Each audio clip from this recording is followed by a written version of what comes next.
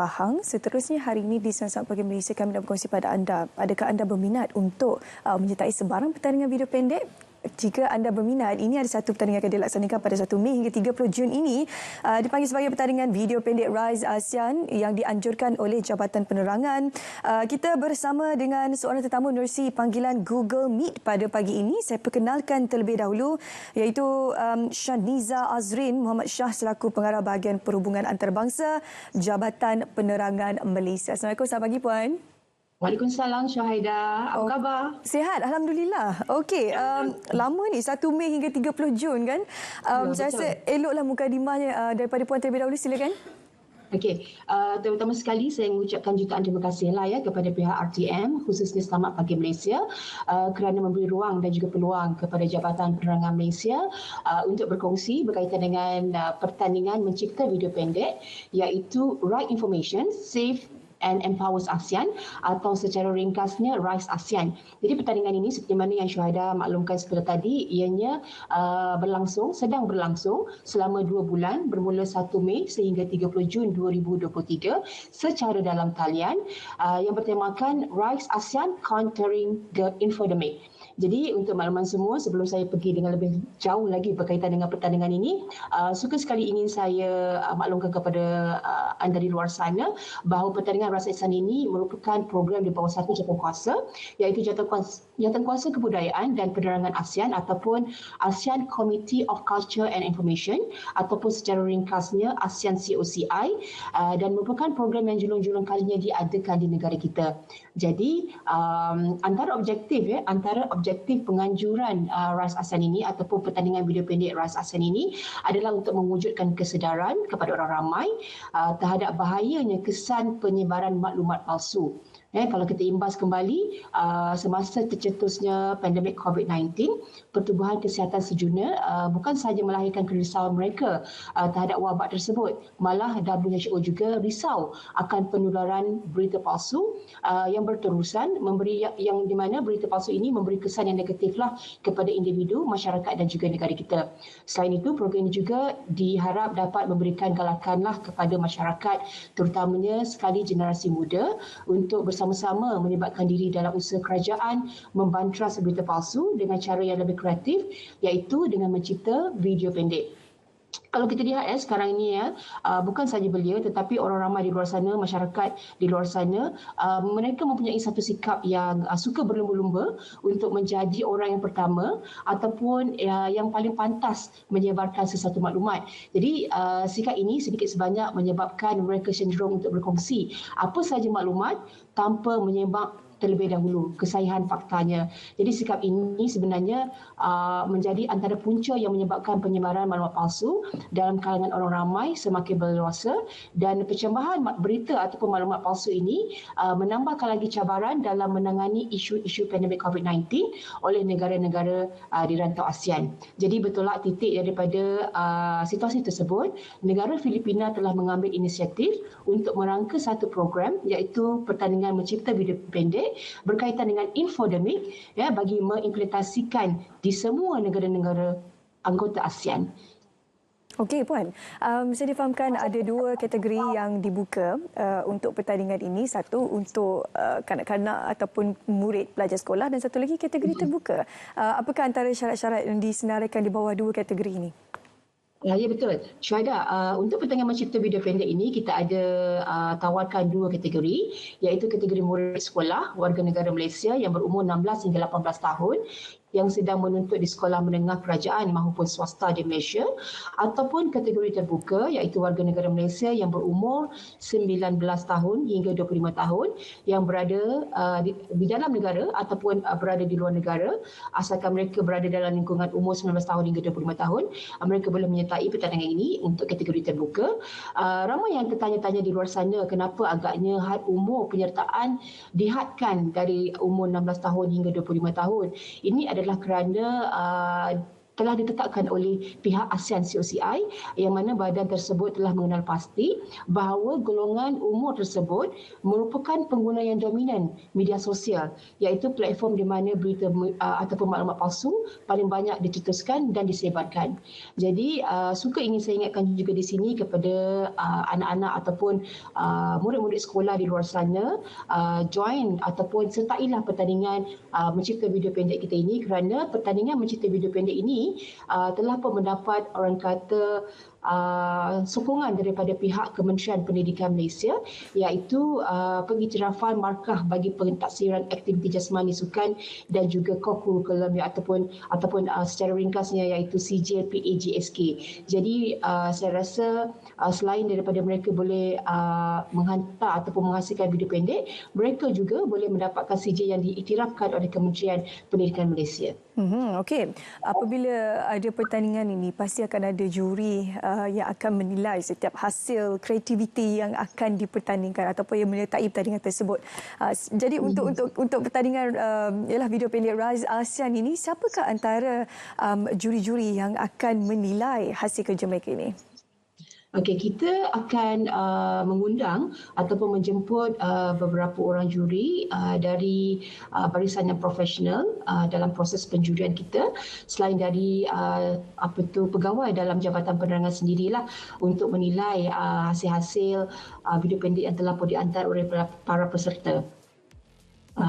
Ya, dan pastinya mereka semua nantikan selalunya bila pertandingan ni hadiahnya apa, adakah ia akan menjadi lumayan ataupun tidak, sebabnya kadang-kadang minat tu satu hal, tapi kalau ada imbuhan yang tinggi tu akan memberikan satu suntikan semangat untuk mereka lebih bersemangat dan juga ialah menyertai pertandingan seperti ini. Ya, betul. Syahida, sebelum saya pergi menerangkan berkaitan dengan hadiah yang bakal dimenangi oleh para peserta, ingin saya berkongsi sedikitlah berkaitan dengan syarat dan juga penyertaan. Kalau anda di luar sana berminat untuk menyertai pertandingan video pendek Rise ASEAN, anda diminta untuk menyediakan satu video pendek yang berdurasi 1 minit ataupun tidak melebihi dari 60 saat dalam bahasa Melayu atau bahasa Inggeris, tetapi wajib disertakan sari kata bahasa Inggeris, kerana video tersebut akan dihantar kita akan memilih 3 video pemenang dan dihantar ke negara Filipina. Jadi perlu disertakan sari kata dalam bahasa Inggeris, dan kandungan dalam video tersebut mestilah mengandungi orang kata konten berkaitan dengan kesan negatif ataupun bahaya penyebaran berita palsu berkaitan dengan infodemik, dan juga usaha-usaha kerajaan dalam membantras maklumat palsu berkaitan dengan infodemik, ataupun sebarang isi kandungan yang selari dengan tema pertandingan, iaitu seperti mana yang saya maklumkan tadi, Rise ASEAN Countering the Infodemic. Itu antara orang kata syarat dan juga peraturan. Dan seterusnya adalah berkaitan dengan hadiah. Hadiah untuk dua-dua kategori kita sediakan juga, iaitu Johan untuk kategori murid sekolah akan menerima RM1,100 berserta dengan trofi dan juga sijil. Naib Johan RM900 trofi berserta sijil. Di tempat ketiga RM700 trofi berserta sijil. Tempat keempat RM400 berserta sijil. Tempat kelima RM200 berserta sijil. Itu untuk kategori murid sekolah. Manakala untuk kategori terbuka pula, Johan akan menerima RM1,700 trofi berserta sijil. Naib Johan RM1,300 trofi berserta sijil. Tempat ketiga RM1,000 trofi berserta sijil. Tempat keempat RM700 berserta sijil, dan juga tempat kelima RM500 berserta sijil. Dan selain itu, Syahida, selain daripada kita tawarkan hadiah-hadiah bagi kedua-dua kategori ini, kita ada tawarkan juga satu hadiah khas juri, iaitu hadiah untuk penyertaan terbanyak, di mana para peserta di luar sana digalakkan untuk menghantar seberapa banyak hasil video pendek yang mereka mahukan.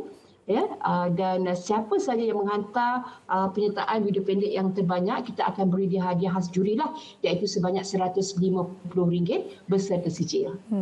Okey, ini bermakna tidak ada had untuk berapa banyak video yang mereka ingin hantarkan untuk pertandingan ini. Lama pula tu daripada 1 Mei hingga 30 Jun. Jadi saya rasa tiba-tiba kalau ada ilham datang ke, tak ada masalah, boleh menghantar lagi video tu.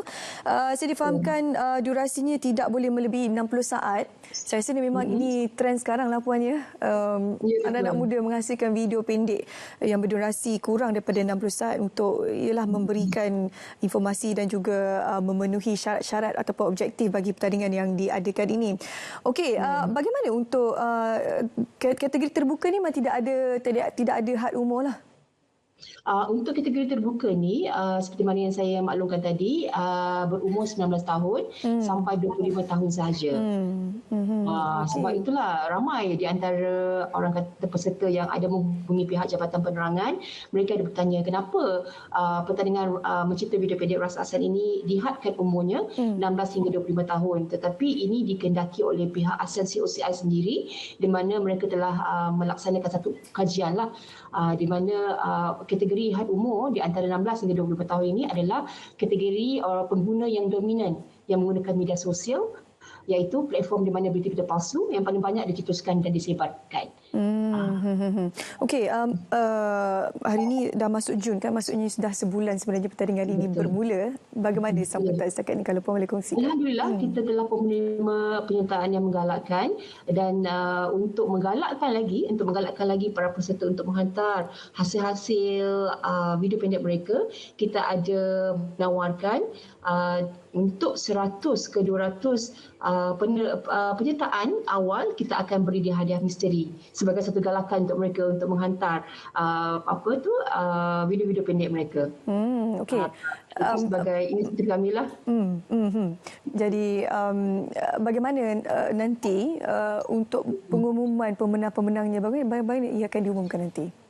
Okey, kita sentiasa membuat promosi selain daripada di televisyen, di showroom-showroom radio.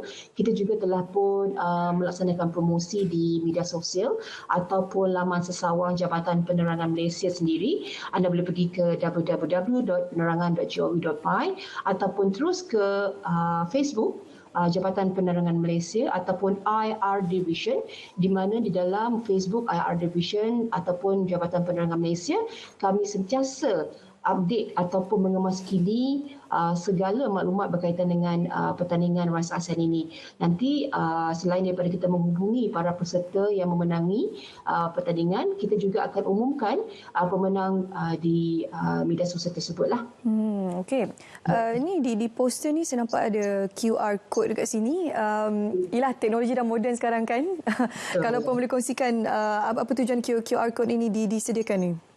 Okey, QR code tu adalah untuk sesiapa saja yang berminat untuk menyertai pertandingan Rise ASEAN ini, boleh scan QR code tersebut dan nanti mereka akan dibawa ke satu pautan Google Form, di mana mereka perlu mengisi segala maklumat ringkas peribadi secara ringkas dalam Google Form tersebut, dan mereka dikehendaki untuk memuat naik hasil ciptaan video pendek mereka di dalam pautan Google Form tersebut. Penyertaan adalah percuma ya. Kegunaannya.